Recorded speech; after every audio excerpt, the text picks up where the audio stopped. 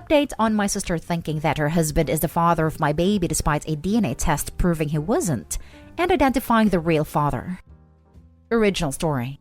The real father can't legally claim our son without causing himself issues, so we agreed to an informal arrangement where he didn't claim him but still paid support. He gave my sister his name, and he got on a video call with her and verified that he was the father, but he just can't do a formal DNA test or claim our son. To clarify by formal DNA test, I mean one that would be court-ordered and result in him taking parental rights, while the informal test was done privately, and we have agreed not to take it to a court.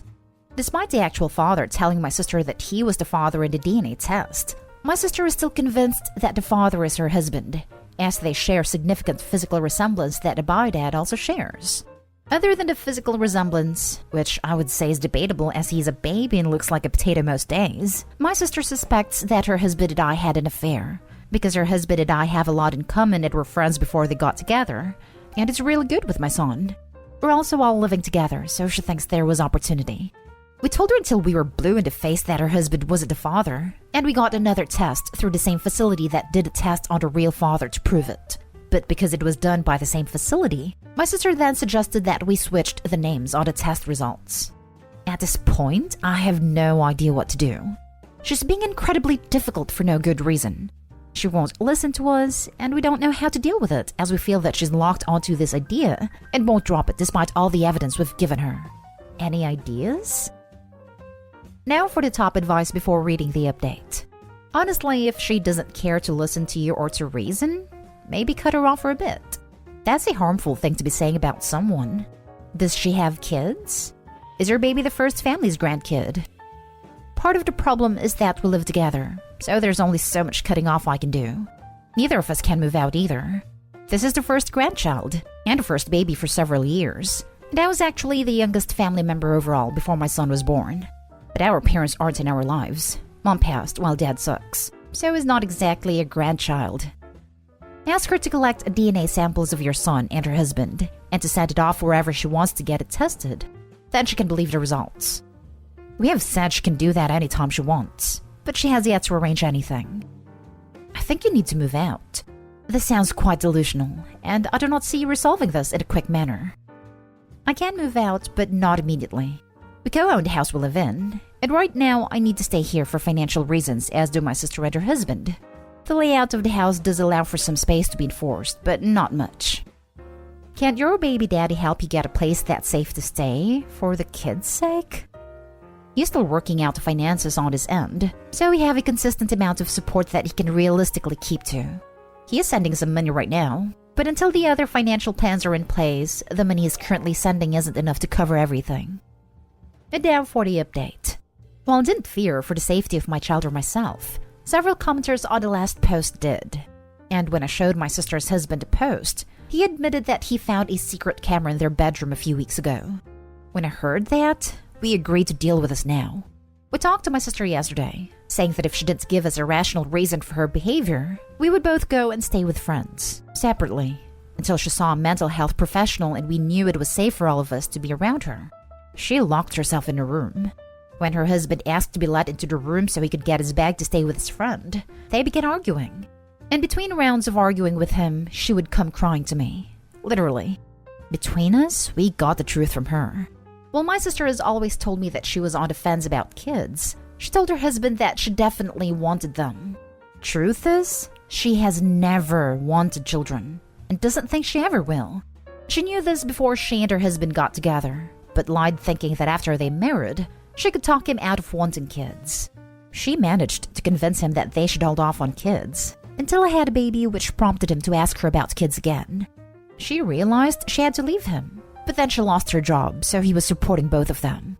A no-fault divorce requires they live apart for years before filing, and my sister could no longer afford this, so she realized it would have to be an at-fault divorce, and it would have to be his fault. She never believed that he was actually the father of my child, but she thought that by freezing out both of us, combined with her accusing us of cheating, being crammed into a small space together, him being good with my son, and our past friendship, it would all lead to us actually having an affair that she could catch on camera. She could then divorce him due to cheating, and rush the process and push for alimony on the grounds that he cheated on her with me while she was unemployed, and without alimony she would be stuck living with me, her husband's affair partner. The only flaw in her plan was that neither of us would ever do that to her. Her husband is currently staying with friends until he figures out what he wants to do. I'm at the house still, with my sister and my son. Things are tense, but she's agreed to sell the house, though she isn't happy about it. She has stayed in her area of the house all day, and I'm hoping she keeps to this. So, your sister is a terrible person. Hope you can see this. She lied to her husband and tricked him into a relationship under false pretenses, basically. Having kids is a huge life goal for some. That's just number one. She is so much of a C-word that she wanted to frame her sister and her husband to have an affair so she could get money?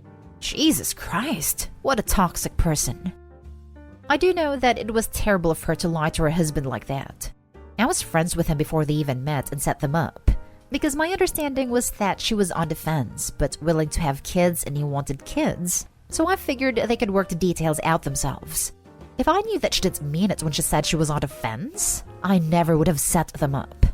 Technically speaking, she didn't want to frame us. She wanted us to actually have an affair and face the repercussions, but she was also trying to manipulate us into doing it. And her plan was literally for me to sleep with her husband, so it's still not great. I didn't think there was a mental health aspect to this initially, but her plan just seems so messed up that I think mental health issues might be worth considering. Wow, I really don't understand how you could trust your sister with your health and safety or the health and safety of your son. She sounds insane and dangerous and totally willing to throw you under the bus in any way that would get her what she wants. If I thought we were at risk, I would long be gone. But I don't think she'll hurt us. I think now her husband is out of the house and she's confessed, there's nothing she can do to us, and she knows it. If I do begin to genuinely fear for the safety of my son, I will stay with a friend until I can get my own place. I hope that you've at least made your friends and family aware of what's going on. I just think your sister's behavior is way past what most normal people would consider sane, and there's really not telling what she'll come up with next. We have limited family, and of the family we do have, we interact with different members. I thought I would wait and see what her husband wanted to do. Your sister is straight up garbage. What kind of person does that? Holy hell. She's a freaking lunatic. You should really stay away from her crazy ass. There's really no excuse for that kind of behavior. She needs all the shrinks. We're stuck here sharing a house for now, but she is staying in her rooms at the moment. And I hope that she will stick to that, so she stays in her space and I get the rest of the house. I have no explanation for her behavior. I'm actually thinking this might be a mental health issue. This might be the first time in history that someone has wanted their husband to sleep with their sister. Next story is titled, My wife and her best friend accused me of having an affair, then got angry when I didn't have one. I, 31 male, and my wife, 29 female, had a baby last December. It was a traumatic birth, and my wife developed postpartum depression. While she was originally going to go back to work after the birth, she's been struggling enough that we decided to wait until our daughter was a year old and reassess, and she has been going to therapy weekly. With my wife home full-time, I've had to work increased hours. This is something we discussed prior to making this decision, and she knew this from the start.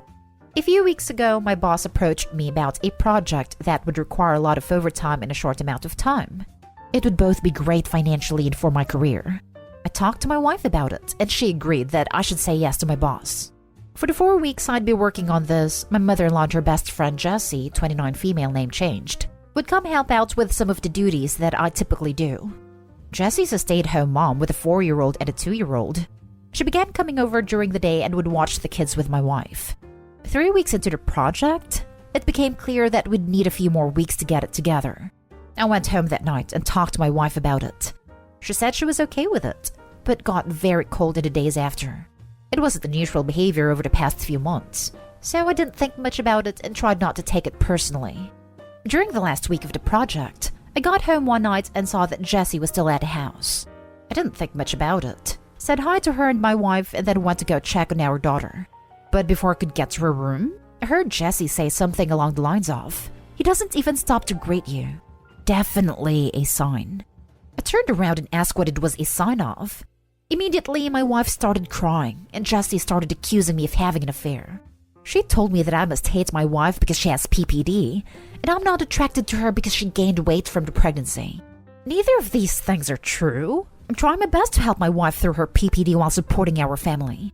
And I think she looks great how she is right now. She just hasn't wanted to have intimacy and I haven't pushed. Jessie then demanded to see my phone. I told her no. She told me that's a sign that I'm guilty. I told my wife that I would let her see my phone if she wanted to. She nodded and something inside me broke. I guess it was the thought that she actually believed I was having an affair really got to me. And that she didn't trust me after everything we've been through. Well, she looked through the phone and there was no evidence. Jessie started saying that I deleted the evidence. She started screaming and woke up our daughter, so I told her to get out of the house. Eventually, she left, and I went to calm our daughter since my wife was still on the couch crying. When my daughter was asleep again, I sat down by my wife and tried to talk to her about what's been happening. She told me that she's been worried ever since I started working all the overtime. I told her that we'd talked about how good of an opportunity it was, and she agreed to letting me take on this project. She said it was very suspicious to increase the length of the project. I told her that sometimes that happens. She wanted more evidence, so I showed her messages and emails with timestamps from work and pay stubs showing the overtime. She said she believed me and was sorry for doubting me. It was just that Jessie had been telling her that these were all signs that I was cheating. I asked her why she believed Jessie more than me, and why she didn't come to me with her concerns. She didn't have a real answer. It's been a couple weeks and the project is over. I actually scaled back and I'm trying to work a little less than I was before the project so I can spend more time with my wife and daughter. But I feel so burnt out trying to do everything and becoming resentful because in the back of my mind, I know that my wife doesn't trust me. I ask myself what happens the next time I have a project, or I have to run errands one day, or if I have a business trip. Am I going to come back every time to accusations that I'm cheating? I've tried bringing it up a couple times, but my wife tells me it's not the time, and that she's tired or sad. I try to be mindful of her feelings, but I wonder if that means that I can never have any of my own. I'm not sure what to do here. Any advice for how I can move forward? Now for the advice. This is a horrible situation made worse by your wife's friend, who is possibly projecting her own relationship issues on you guys. I would go to couples counseling and keep reassuring your wife that you love her. Depression makes you think crazy things. I hope the best for you. This sounds to me like Jessie is projecting onto your already very vulnerable wife.